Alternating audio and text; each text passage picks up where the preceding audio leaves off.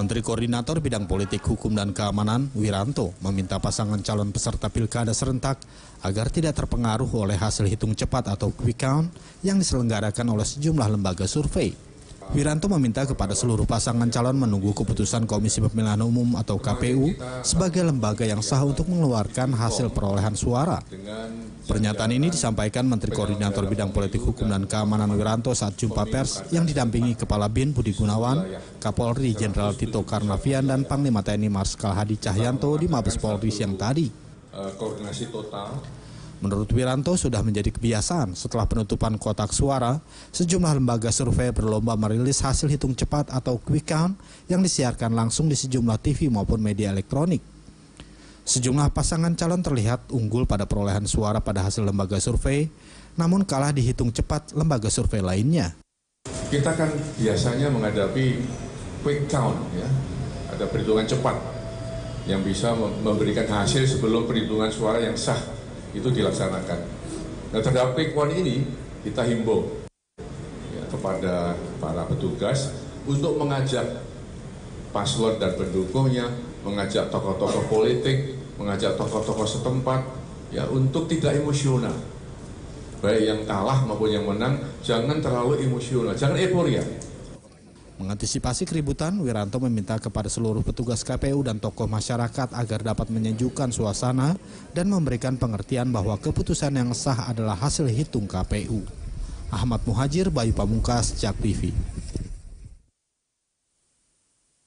Anda kembali bersama kami dalam Newsroom. Kita lanjutkan ke Pak Emrus tadi ya, kalau melihat hasil-hasil tadi itu seringkali bertentangan dengan hasil survei begitu. Salah satunya Asik, kemudian Jarod juga kalahnya, bahkan survei yang terakhir sempat unggul ya Jarod ya. Ada lembaga survei dan ini yang kredibel ya, menyatakan bahwa menang Jarod 1%. Dan kenyataannya kalah 16%, 2 digit ini.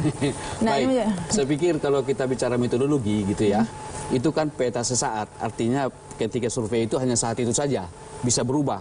Karena terus terang saya mengatakan bahwa proses daripada survei itu terhadap hari H pemilihan itu masih ada beberapa waktu. Tapi singkat masa berubahnya drastis begitu. Betul. Oleh karena itulah maka di situ intensif apa yang disebut dengan komunikasi antar pribadi. Boleh saja itu dilakukan suatu di kelompok-kelompok tertentu, di diskusi-diskusi tertentu atas dasar homogenitas. Bisa homogenitas itu atas dasar religiusitas, atas dasar suku dan lain-lain sebagainya. Karena dari aspek komunikasi politik, orang yang merasa homogen dengan dirinya, maka itu akan didukung. Maka politik identitas tadi yang disebut oleh Pak Ade Armando saya kira sangat bisa kita benarkan. Karena memang dia merasa, karena mengangkat identitas ini, dia merasa inilah diriku. Begitu. Nah, sehingga rasionalitas daripada masyarakat itu tidak begitu menjadi hal yang utama, tidak menjadi variabel utama. Kenapa? Kompetitornya pun sesungguhnya tidak memberikan suatu janji-janji yang sangat luar biasa, sehingga begitu gampang mereka bergeser. Ketika politik identitas ini diberikan melalui komunikasi antar pribadi. Tapi kan dari zaman dulu juga memang selalu dominan ya di mana-mana. Kalau memang lawannya itu misalnya memberikan suatu program yang sangat bisa terukur, yang sangat bisa mensejahterakan masyarakat, dan itu merupakan suatu janji yang sudah merupakan janji politik yang sudah ditandatangan misalnya. Tetapi ketika lawannya itu tidak memberikan itu, mau tak mau orang menawarkan atau katakanlah lawan menawarkan identitas, mereka akan cenderung ke sini karena ini pun tidak memberikan janji apapun.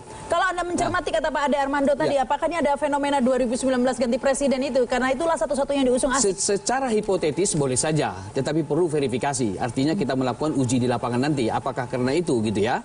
Yang pasti bahwa kalau kita berpikir pada level yang sifatnya katakanlah lebih makro gitu ya, lebih makro itu kan kalau kita bicara tentang politik 2019 sudah level operasional.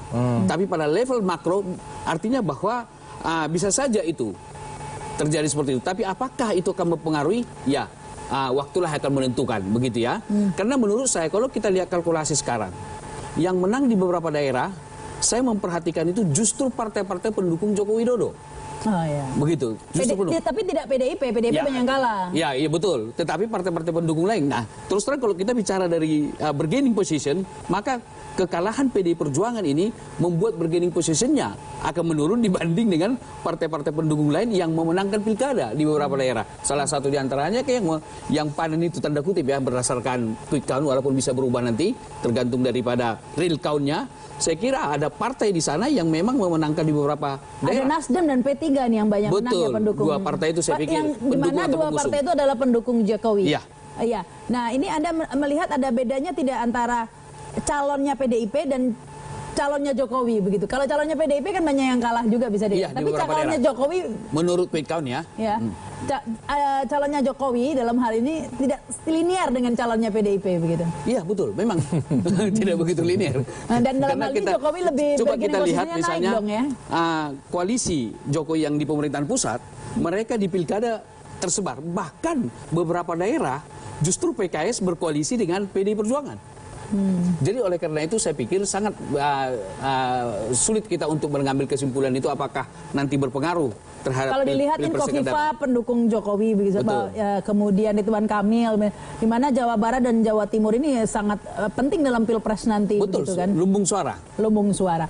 Baik, sebelum kita lanjutkan ke pilkada rasa pilpres itu nanti ya, tapi saya ke Kak Fritz lagi ini ya, masih berkaitan ini. Sebelumnya kita tahu banyak publik mengkhawatirkan ketika di Jawa Barat pejabat gubernur sementaranya itu dari kepolisian sehingga meragukan netralitas Polri begitu. Anda menemukan pelanggaran-pelanggaran terkait netralitas Polri tidak dalam pilkada di Jawa Barat? Nah, dari seluruh nasional misalnya, kami itu hampir mendapatkan 720 laporan yang kami sampaikan kepada ASN terkait dengan pelanggaran netralitas ASN. Nah, dari seluruh ASN. Hebatnya tidak ada laporan terkait dengan pelanggaran netralitas TNI dan Polri. Nah, yang kalau dalam hal itu kami sangat mengapresiasi kinerja yang dilakukan oleh Kapolri dan juga Panglima untuk memastikan bahwa tidak ada pelanggaran netralitas. Itu juga termasuk kepada di Jawa Barat. Jadi di Jawa Barat sampai dengan sekarang lah misalnya pelanggaran netralitas Polri itu belum pernah kami laporkan, maksudnya belum pernah kami terima. Dan juga belum ada ditemukan oleh panwas kita, baik di lapangan. Jadi kalau kami melihat apakah ada atau tidak berani lapor kali ya? Sebenarnya juga enggak, karena kan sekarang kan setiap orang kan bisa saja melapor, bukan saja, dan orang yang melapor pun kalau dia tidak mau identitasnya ketahuan itu bisa dijadikan temuan. Jadi di Swiss dia punya formnya, dari form laporan jadi form temuan. Jadi temuan itu oleh si panwas, dan panwasnya juga tidak berani menolak laporan. Dia dilaporkan ke DKPP dia bisa kena. Nah, jadi sebenarnya peluang untuk melaporkan itu bisa, dan kami melihat sampai sekarang kami belum menemukan adanya pelanggaran netralitas dari pihak Polri. Nah, jadi terutama di Jawa Barat itu juga tidak ditemukan. Jadi ini menjawab keraguan publik begitu ya. Iya, tapi saya ke Pak Ade Armando, kalau melihat kembali ke Jawa Barat disoroti, ini selisihnya 3%, itu artinya belum tentu Ridwan Kamil menang dong ini ya. Karena tipis sekali margin error tidak ini. Kalau orang statistik akan bilang sudah fix menang ya. Saya karena saya bukan orang statistik, saya punya reserve. Saya akan mengatakan bahwa masih ada kemungkinan bahwa yang menang bukan Ridwan Kamil. Kalau angkanya setipis itu. Di bawah 3% loh Mbak, bukan 3% bahkan. Di bawah 3%, margin of error-nya sekitar 1,1%. Jadi angkanya harusnya 1,1 dikali 2 jadi 2,2. Sementara selisih antara kedua pasangan tersebut adalah sekitar 2,6. Jadi memang masih menyisakan ada 0,4%. Buat saya itu kalau saya tidak akan terlalu berani untuk mengatakan bahwa sekarang Ridwan Kamil sudah boleh berpesta dulu ya. Kalau Bu Hovifah udah, kalau Pak Ganjar udah, Nurdin Abdullah udah, dan macam-macam ya di berbagai tempat. Karena jaraknya jauh-jauh. Bu Hovifah 5% selisihnya. Tapi kalau kita hitung margin of error cuma 1,1%, 5% sudah cukup seperti dulu eranya Pak Jokowi versus Pak Prabowo. Tapi kalau angka yang di bawah 3%, margin of error kita 1,1. Kalau saya sih masih akan bilang Pak Ridwan kubunya mendingan tahan-tahan dulu, jangan sujud syukur rame-rame dulu gitu. Jangan tunggu real count dulu. Tunggu real count dulu deh. Tetapi dengan hasil ini mungkin kembali ke Pak Fritz dulu ya. Dengan hasil setipis ini membuka peluang lebar untuk sengketa pilkada dong ya? Iya, kan sebenarnya bahwa mungkin karena kan kalau menurut dari pasal 185 Undang-Undang 10 tahun 2016 itu kan apabila di atas 10 juta dia punya DPT-nya, maka margin error yang selisih yang dimungkinkan untuk mengajukan sengketa hasil suara ke Mahkamah Konstitusi itu adalah 0,5%. Jadi kalau dia kalau dia di antara 0 sampai 0,5 itu masih mungkin dia mengajukan sengketa ke Mahkamah Konstitusi. Tapi kalau udah di atas 0,5%, kalau Mahkamah Konstitusi konsisten dengan pertimbangannya, maka itu tidak dapat diterima sengketa di Mahkamah Konstitusi. Jadi bahkan tanpa ada alasan apapun, hanya karena itu di bawah 0,5 bisa ya? Iya, iya.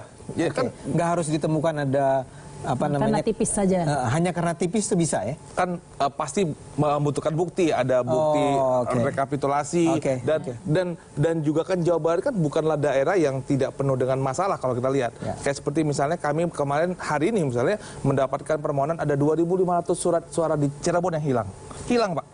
2.500 di Cirebon itu baru dari satu Cirebon, dari satu kecamatan. Baik. Kita belum terima dari yang lain. Itu baik, kalau kita harus break dulu ya sebelum ke Pak Emrus ya untuk memotret bagaimana sebenarnya hasil pilkada ini bisa berimplikasi ya pada pilpres nanti. Setelah pesan-pesan berikut ini pemirsa.